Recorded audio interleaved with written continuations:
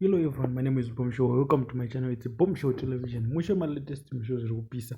Alright guys, angoneka video kari kutrenda.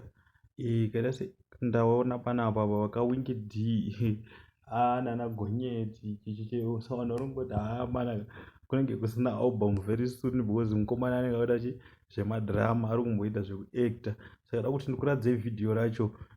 Motaura kuti munozvionawo sei macomments enyu anenge akamira sei because pane video riripo rikuita se riri kutrenda uye kana ine business rauda kuitirwa mudikinyira wekuita se wekuadvertisirwa unongotibata panhamba dzedu dziri pascreen idzo kungoita se tongokuitira munyati wacho ndisikada kunyanya kupedza nguva yenyu ida kuti musangane nevhidhiyo muone kuti ndezvamai manje ndo maprojects akurwa nemukomana here apera here kana kuti ane zvaari kuronga idisguise because mukomana acho anozikanwa. So watch the video.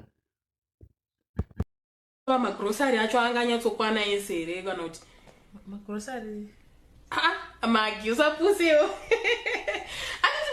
munini wangu here uzoti kuzobvisa mbijana ndoshandi kutaura kuti zvinhu zvese zvarongeka here homwe yabamunini akamira sei yakanyatsosimba tasvika tikati tirini yakatida kupirai ndozvandi kutaura kuti panyaya yacho ipapo nesipati yabamunini wangu makala ndoba ndatoona makala epamuchato dheko chaichei pamuchato penyu ndine ndiri kuita even catering hakuna mwe munhu anobata ndini ndenge ndichivhenganisa ndichimhanya